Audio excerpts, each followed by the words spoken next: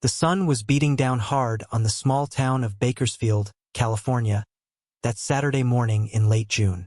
The annual charity motorcycle rally was in full swing at Murphy's Bar and Grill, a weathered roadside establishment that had been serving bikers for over 30 years. Chrome gleamed under the relentless sun as hundreds of Harley-Davidsons lined the dusty parking lot, their owners gathered inside for cold beers and camaraderie. Jake Morrison, a towering man with a salt and pepper beard and arms covered in faded tattoos, stood near the entrance of Murphy's. At 53, he'd been riding with the Hells Angels for over 3 decades. His leather vest, adorned with patches earned through years of loyalty and brotherhood, told the story of a life lived on the open road. Today, he was helping coordinate the rally's charity auction, which would raise funds for the local children's hospital. Inside the bar, laughter and conversation filled the air. Bikers from chapters across California had gathered, their intimidating appearances softened by genuine smiles and the knowledge that today was about giving back to the community. The smell of burgers on the grill mixed with motor oil and leather, creating a distinctly American aroma that felt like home to everyone present. That's when Jake noticed her. A little girl, no more than 7 years old, stood at the edge of the parking lot. Her blonde hair was tangled and dirty, her pink dress torn at the hem and stained with what looked like days of wear. She was barefoot, her small feet covered in dust and cuts. But what struck Jake most were her eyes. They were bright blue, filled with a desperate determination that seemed far too intense for such a young child. She was moving from bike to bike, approaching random bikers with urgency in her step. Jake watched as she tugged on the jacket of Big Tommy, a 300-pound biker from the Fresno chapter. Tommy looked down, clearly surprised, and Jake saw the little girl's mouth moving rapidly. Tommy shook his head, patted her shoulder awkwardly, and moved away. The girl didn't stop. She immediately approached another biker, then another. Jake's protective instincts kicked in. He'd seen a lot in his years on the road, but a child this young, this dirty, this alone in a parking lot full of bikers set off every alarm bell in his head. He made his way toward her, his heavy boots crunching on the gravel. As he got closer, he could hear her voice. It was hoarse, as if she'd been talking for hours without water. "I need help finding my mom. Please, you have to help me find my mom." The biker she was addressing looked uncomfortable and mumbled something before walking away. The little girl's shoulders slumped for just a moment before she squared them again and turned. That's when she came face to face with Jake's massive frame.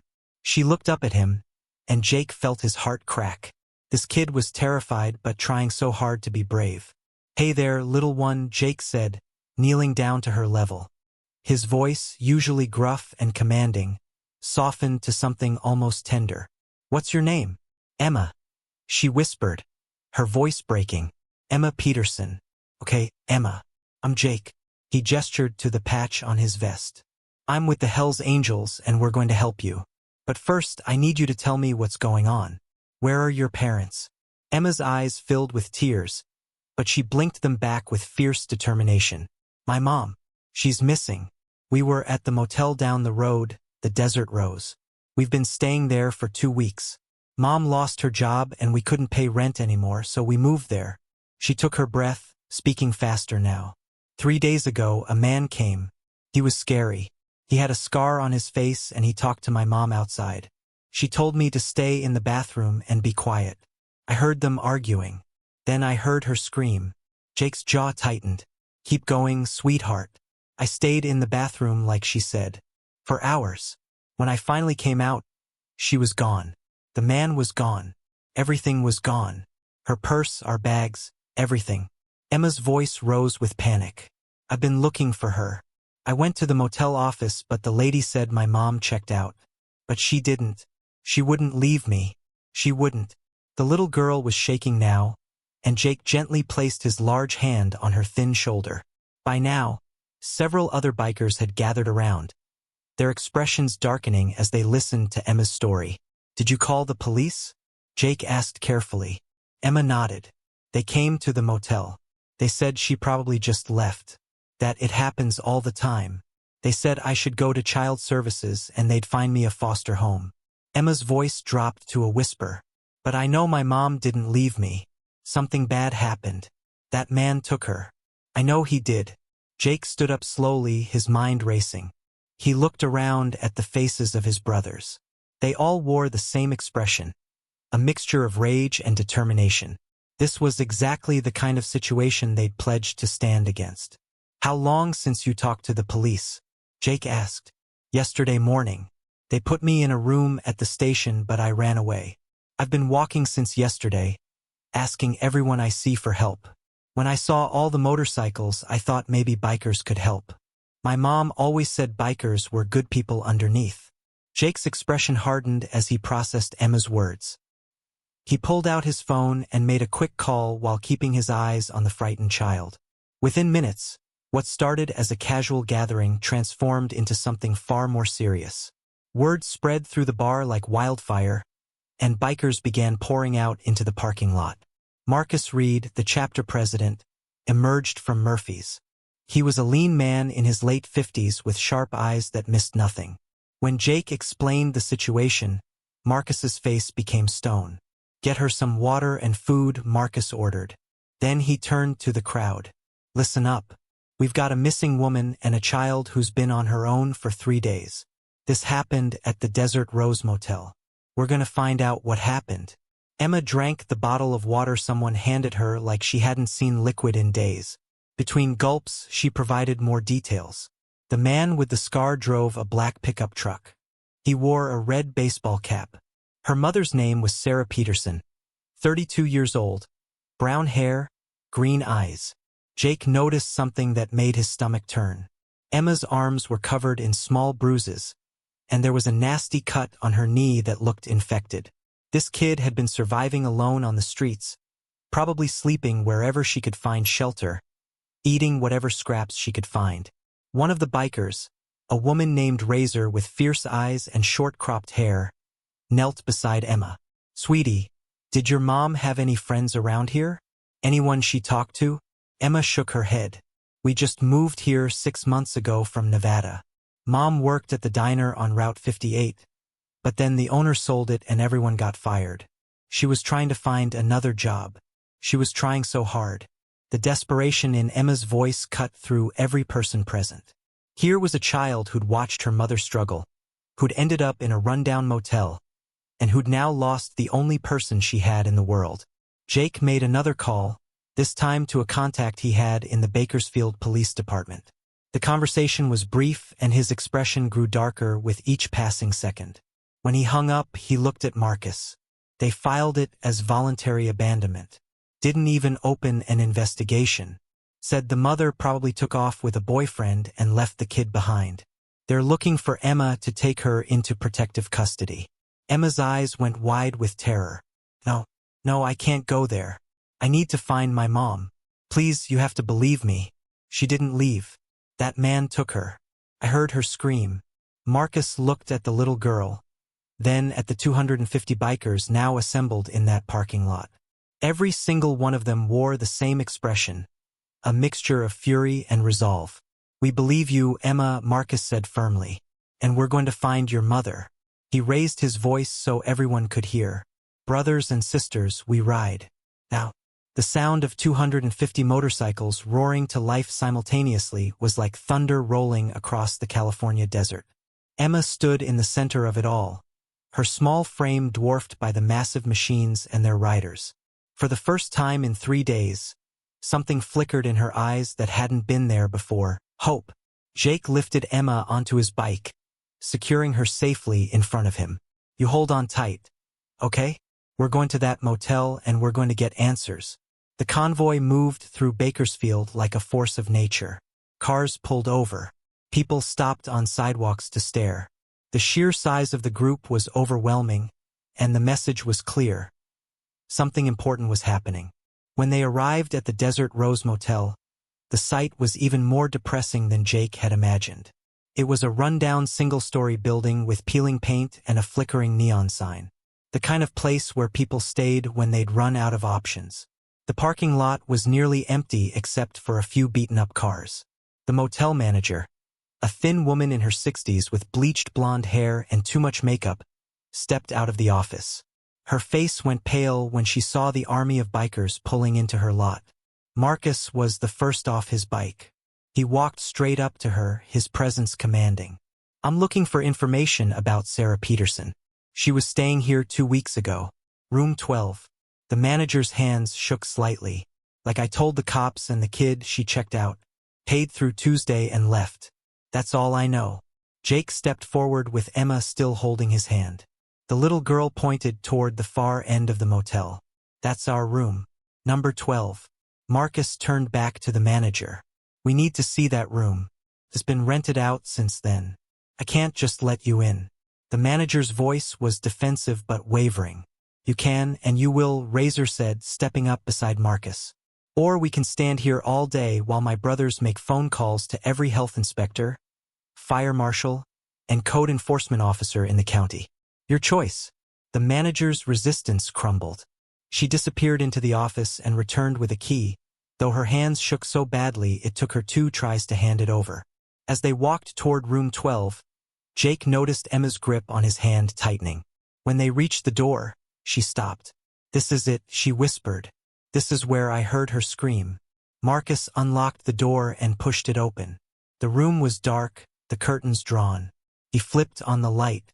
What they found inside changed everything. The room looked like any cheap motel room, but Jake's trained eye caught details immediately. There were scratch marks on the floor near the bathroom, as if something heavy had been dragged. The bedside lamp was shattered, pieces swept into a corner but not thrown away. And on the wall behind the bed, barely visible but unmistakable to anyone looking closely, were 3 small drops of blood. If you're hoping Emma finds her mother, take a moment and subscribe to the channel, because what happens next will change this little girl's life forever. Marcus pulled out his phone and started taking pictures of everything. Jake kept Emma outside the room, not wanting her to see the evidence of whatever violence had occurred there. Several bikers began canvassing the other rooms, knocking on doors, asking questions. Within 20 minutes, they had their first real lead. A man named Carlos, who lived in room 8, had seen everything.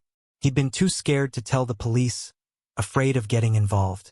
But facing 250 bikers, his fear shifted in a different direction. "I saw the whole thing," Carlos admitted, his voice shaking. 3 nights ago, around midnight, this guy with a scar on his face, he was arguing with a woman outside room 12. She was crying, begging him to leave her alone. He grabbed her arm, dragged her toward a black pickup truck. She fought him hard, screaming. I heard the little girl crying inside the room. Jake's jaw clenched. "Why didn't you help her?" Carlos looked down at his feet. The guy had a gun. I saw it on his hip. I was scared. After he threw her in the truck and drove off, I thought about calling the cops, but then I figured maybe it was her boyfriend or husband. I didn't want trouble. Razor stepped forward, her voice ice cold. "You let a woman get kidnapped because you didn't want trouble? You heard a child crying and did nothing?" Carlos flinched. "I'm sorry. I'm really sorry. Did you see which direction the truck went?" Marcus demanded. "East on Highway 58, toward Tehachapi." Marcus turned to his lieutenant, a massive biker named Diesel. "Get on the phone with Tommy's cousin who works at the DMV. We need every black pickup truck registered within a 100-mile radius, especially any with owners who have assault or kidnapping records." The operation shifted into high gear. Bikers split into search teams. Some headed to local hospitals to check if any Jane Does had been admitted. Others went to nearby towns, showing photos of Sarah Peterson that Emma provided from her mother's Facebook page, which she accessed on Jake's phone. A few members with law enforcement connections started making calls, pushing for the police to reopen the case. Jake stayed with Emma, who sat on his motorcycle seat, watching the organized chaos around her with wide eyes. "Are you really going to find her?" Emma asked quietly. Jake knelt down in front of her. "Kid, I've been riding with these people for 30 years. When we say we're going to do something, we do it. Your mom is out there, and we're not stopping until we bring her home." 2 hours later, Diesel came running across the parking lot, his phone in his hand. "We got him. A black Dodge Ram registered to a guy named Victor Salazar. He's got priors for assault, kidnapping, and human trafficking. Last known address is a property outside Tehachapi, an abandoned ranch off Miller Road. Marcus's expression turned deadly. How many want to ride? Every single hand went up. The convoy formed again, but this time the atmosphere was different. This wasn't a charity ride anymore. This was a rescue mission, and every person there knew that what they were about to do could change their lives forever. The abandoned ranch sat at the end of a long dirt road, surrounded by dried brush and desert hills. As the sun began to set, casting long shadows across the property, the convoy of motorcycles stopped half a mile away to avoid alerting anyone inside. Marcus gathered the group. We do this smart. Half of you surround the property. The rest come with me to the main building. If Sarah Peterson is in there, we get her out safely. That's priority one. Jake had left Emma with Razor and 2 other bikers at a gas station 5 miles back. The little girl had begged to come, but there was no way he was bringing a child into what could become a dangerous situation. As they approached on foot, Jake spotted the black pickup truck parked near a decrepit barn. His heart pounded. They were in the right place. The main house was a 2-story structure with boarded windows and graffiti-covered walls. Marcus signaled for silence as they moved closer. That's when they heard it. A woman's voice, weak but unmistakable, crying out from somewhere inside. Help! Please, somebody help me. Marcus didn't hesitate. He kicked the front door open with such force that it flew off its hinges. 20 bikers poured into the house behind him. The interior was dark and reeked of mold and decay. They split up, searching room by room. Jake headed toward the back where the cries were coming from. He found a padlocked door leading to what looked like a basement. Without hesitation, he pulled out a crowbar from his belt and smashed the lock. The stairs led down into darkness. Jake turned on his phone's flashlight and descended carefully. What he found made his blood run cold. Sarah Peterson was chained to a metal pipe in the corner of the basement. Her face was bruised, her clothes torn. She was emaciated and dehydrated, barely conscious. But when the light hit her face, her eyes opened. Emma, she whispered hoarsely. My baby. Where's my baby? She's safe, Jake said immediately, his voice thick with emotion. She's safe and she sent us to find you. Tears streamed down Sarah's face as Jake worked to break the chains. Diesel appeared beside him with bolt cutters, and within seconds, Sarah was free. They carried her up the stairs carefully. As they emerged from the house, police sirens wailed in the distance. Someone had called them, and this time they were coming with full force. Razor had already called an ambulance, which arrived shortly after the police. As paramedics worked on Sarah, she kept asking about Emma, her voice desperate. Bring her to me. Please, I need to see my daughter. Jake made the call. Within 15 minutes, Razor arrived with Emma. The little girl jumped off the motorcycle before it even fully stopped and ran toward the ambulance. Mom. Mom. Sarah's arms opened, and Emma collapsed into them. Both were sobbing, holding each other like they'd never let go again. The paramedics worked around them, not having the heart to separate them even for medical treatment. 18 months later, the annual Hells Angels charity rally at Murphy's Bar and Grill was bigger than ever. The parking lot overflowed with motorcycles, and the crowd had nearly doubled from the previous year. But this year was special for a reason that had nothing to do with the bikes. A small stage had been set up near the entrance, decorated with balloons and a banner that read, "Thank you, Angels." Standing on that stage, holding a microphone with slightly trembling hands, was Emma Peterson. She was 9 years old now, healthy and happy, wearing a denim jacket covered in patches that the bikers had given her. Beside her stood Sarah, her mother, looking strong and vibrant. The bruises and trauma from that terrible ordeal had faded, replaced by a determined woman who'd fought her way back to stability. She testified against Victor Salazar, who was now serving 25 years in prison for kidnapping and human trafficking. The trial had revealed he'd been targeting vulnerable women at motels across California, and Sarah's rescue had led to 3 other women being found and freed. Emma cleared her throat and began to speak, her voice carrying across the crowd. A year and a half ago, I was the most scared I'd ever been in my life. My mom was missing. The police didn't believe me, and I had nowhere to turn. Then I found you. She gestured to the sea of leather-clad bikers watching her. You didn't know me. You didn't know me anything. But you stopped everything you were doing and you saved my mom's life. The crowd was completely silent. Every eye focused on the little girl who'd brought them together for something far greater than any of them had anticipated. People see your jackets and your motorcycles and they make assumptions. But I know the truth. You're heroes. Every single one of you. Emma's voice broke slightly. You gave me my mom back. You gave us a second chance.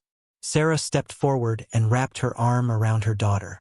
Because of these incredible people, Emma and I are here today. We have an apartment now. I have a good job managing a local restaurant. Emma's in school, getting straight A's, and she's even started taking karate classes. The crowd erupted in applause and cheers. Jake stood near the back, his arms crossed, a rare smile on his weathered face. Razor elbowed him gently. You getting soft on us, old man? Maybe a little, Jake admitted. But some things are worth getting soft for. Marcus stepped onto the stage and took the microphone. This is what we're about. Not the bikes, not the parties, not the reputation. It's about standing up when someone needs help. It's about being there when the world turns its back. Emma and Sarah reminded us why we do what we do. As the rally continued, Emma and Sarah moved through the crowd, hugging bikers, taking photos, and sharing stories. The little girl who'd once stood alone in a parking lot, desperate and afraid, now stood surrounded by 250 guardian angels who'd do it all over again in a heartbeat. Thank you so much for watching this incredible true story until the very end. If this touched your heart, please hit that like button and leave a comment telling us what you thought. Don't forget to subscribe to the channel so you never miss another inspiring story. And if you have suggestions for stories you'd like us to tell, drop them in the comments below. Remember, sometimes the most unlikely heroes are the ones who show up when everyone else walks away. See you in the next one.